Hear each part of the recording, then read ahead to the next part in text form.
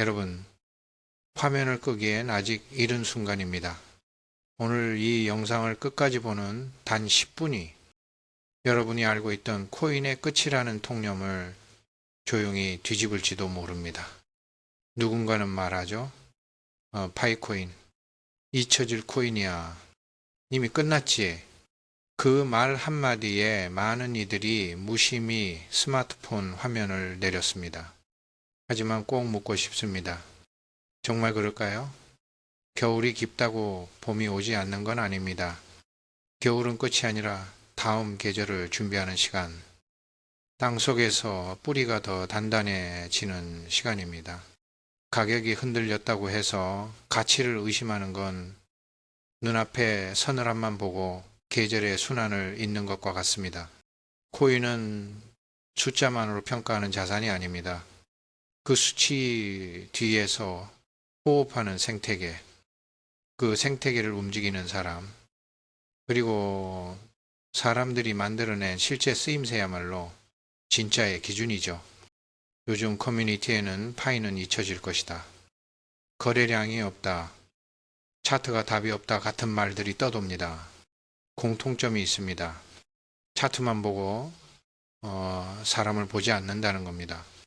어느 시장이든 가격은 사람의 발걸음이 만든 발자국일 뿐 그 발걸음을 이끄는 의지와 목적을 보지 못한다면 큰 그림을 놓치게 됩니다. 트레이더가 촛대와 선만 보며 끝났다고 말하는 동안 파이네트워크는 소리 높이지 않고 자신의 길을 묵묵히 닦아왔습니다. 단기 유행에 편승하지 않고 장기 생태계를 축조하는 길, 즉 쓰이는 코인, 살아있는 네트워크가 되는 길 말이죠. 왜 수많은 코인이 사라져도 파이코인은 남는가? 왜 여전히 수백만 명이 매일 접속하는가? 그 이유를 들여다보면 이 프로젝트가 무엇을 준비해 왔는지, 왜 기억될 만한 가치가 있는지 명확해집니다. 눈에 보이지 않는 곳에서 천천히 그러나 단단하게 자라는 뿌리들, 바로 그것이 지금의 파이를 떠받치고 있습니다. 숫자는 거짓말을 하지 않습니다. 다만 그 숫자를 읽는 시선이 다를 뿐이죠. 2025년 10월 현재 파이네트워크 메인넷으로 이주한 사용자는 480만 명을 넘었습니다. 단 일주일 만에 269만 명이 새로 합류했습니다. 이건 단순한 증가가 아닙니다. 생태계가 살아 움직이고 네트워크 효과가 현실에서 확장되고 있다는 분명한 신호입니다. 블록체인의 진짜 가치는 차트가 아니라 활용에 있습니다. 실제로 쓰이고 있는가? 그 안에서 사람들이 무엇을 만들고 있는가? 여기에 답이 있죠. 지금 전 세계 230개국에서 6천만 명이 넘는 사용자가 파이를 실생활 결제와 교환에 활용하고 있습니다. 이 중 336만 명은 AI 기반 KYC를 완료해 실명 기반 경제권에 합류했습니다. 그냥 통계 수치가 아닙니다. 신뢰 가능한 경제 활동의 참여자 풀, 즉 실질적 경제 네트워크가 형성되고 있다는 증거입니다.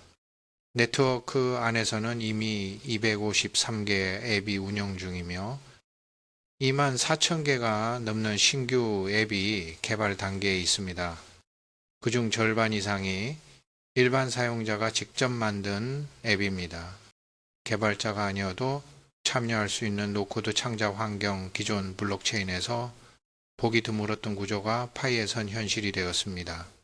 그리고 그 생태계는 실제 경제로 연결되고 있습니다. 중국의 자동차 매장은 파이로 차량을 판매했고 베트남의 한 카페에서는 3PI로 아침 식사를 결제할 수 있습니다. 한국의 한 병원은 수술비의 절반을 파이로 받았습니다. 이제 코인은 차트 속 숫자가 아니라 생활 속 화폐가 되기 시작했습니다. 이것이 투기에서 경제로의 전환입니다. 그리고 그 전환의 중심에 늘 그렇듯 사람이 있습니다.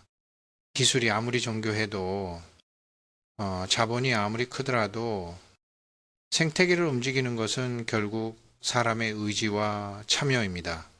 지금 이 순간에도 6천만 명이 넘는 파이오니어가 세계 곳곳에서 앱을 켜고 채굴 버튼을 누르고 커뮤니티에서 의견을 나눕니다. 그들은 단순한 유저가 아니라 경제의 시민이며 생태계의 공동 설계자입니다. 파이투데이 2025 생태계 챌린지에는 무려 260만 명이 참여했고 76만 명이 전 과정을 완주했습니다. 이건 이벤트가 아닙니다. 직접 참여해 앱을 만들고 거래를 경험하며 유틸리티를 확장한 집단적 성취입니다. 탈중앙화의 본뜻은 소유가 아닌 참여, 구호가 아닌 실행입니다. 각국의 파이오니어들이 스스로 프로젝트를 확장시키고 새로운 가치를 창출하며 자생적 경제권을 만들어가는 모습은 단순한 암호화폐가 아니라 하나의 사회적 운동에 가깝습니다. 누군가에게 파이는 투자일 수 있고 또 누군가에게는 기술일 수 있습니다. 그러나 정확히 말하자면 파이는 참여의 혁명입니다. 그래서 가격이 흔들려도 사람들은 떠나지 않습니다. 이것은 단순한 코인이 아니라 함께 쌓아온 우리의 시간이고 축적된 신뢰이기 때문입니다. 이제 기술적 도약을 봅시다. 모든 혁명에는 결정적 기술의 순간이 있습니다. 파이에게 그 순간은 ISO 2020이 통합입니다. 전 세계 은행과 결제망이 공유하는 금융 데이터의 공통 언어. 국제 표준 2025년 11월 글로벌 금융 시스템이 이 표준으로의 전환을 마무리하며 파이 네트워크도 ISO 2022 통합을 공식 활성화합니다. 이게 의미하는 바는 분명합니다.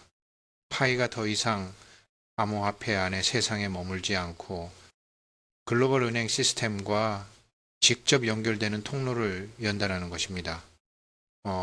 송금, 결제, 정산이 국경 없이 초저 비용으로 사실상 실시간에 가깝게 이루어지는 그림이 눈앞으로 다가옵니다. 비트코인과 이더리움이 오래 꿈꿔온 실제 금융 연결성 파이는 불과 몇 년 만에 그 문턱을 넘어가고 있습니다. 리플이 ISO 2022 기반 국제 송금의 메이저로 자리 잡았듯 파이도 같은 문을 통과하려는 것이죠. 성능 지표도 직관적입니다. 방금 처리에 3, 5초, 수수료는 0, 1PI 현재 가치로 약 0.2달러 수준. 전통은행 수수료와 비교하면 거의 0에 가깝습니다. 이건 단지 기술의 진보가 아니라 금융 접근성의 평준화, 금융 민주화의 초입입니다. 암호화폐는 오랫동안 은행 밖의 돈으로만 취급되었습니다. 하지만 파이는 이제 경계를 허물고 은행 안과 밖을 잇는 다리로 설계되고 있습니다. 그 다리가 완성되는 순간 파이는 단순한 자산을 넘어 하나의 금융 인프라로 자리 잡게 될 겁니다. 우리는 기술이 금융을 바꾸는 시대의 한가운데 서 있습니다.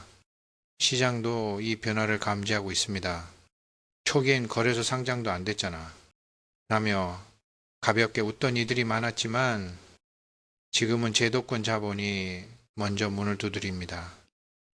실리콘밸리의 137 벤처스와 율루 벤처스가 시드 라운드에서 파이 네트워크에 투자했고 2025년 스웨덴 증권 시장 스파다이트 스탁 마켓에서는 파이 기반 ETP가 출시돼 불과 몇 달 만에 9억 700만 달러의 자금을 모았습니다. 규제 시스템 안으로 파이가 들어왔다는 뜻이며 제도권이 파이를 자산으로 보기 시작했다는 신호죠.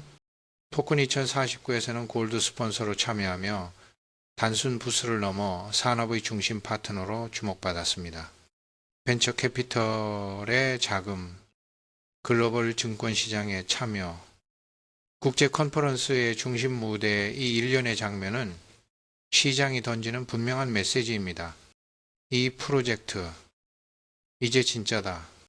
이런 메시지는 끝에서 나오지 않습니다. 늘 시작에서 나옵니다. 투자자는 과거가 아니라 미래에 돈을 겁니다. 그들이 움직였다는 건 무게중심이 이미 앞으로 쏠리고 있다는 뜻입니다. 물론 모든 혁신엔 그림자가 따릅니다. 파이에 대한 가장 흔한 비판은 중앙화 논란입니다. 사실 지금 메인넷의 주요 노드는 코어 팀이 직접 관리하고 있으며 일부 보도에서도 이 점을 지적했습니다. 이게 진짜 탈중앙화인가? 라는 의문은 당연하고 건강합니다. 그러나 중요한 건 이것이 문제라기보다 단계라는 사실입니다. 모든 블록체인은 중앙에서 시작해 분산으로 이동합니다. 비트코인 초기에 단 몇 명의 채굴자가 네트워크를 돌렸고 이더리움도 개발자 그룹이 의사결정의 중심이었습니다.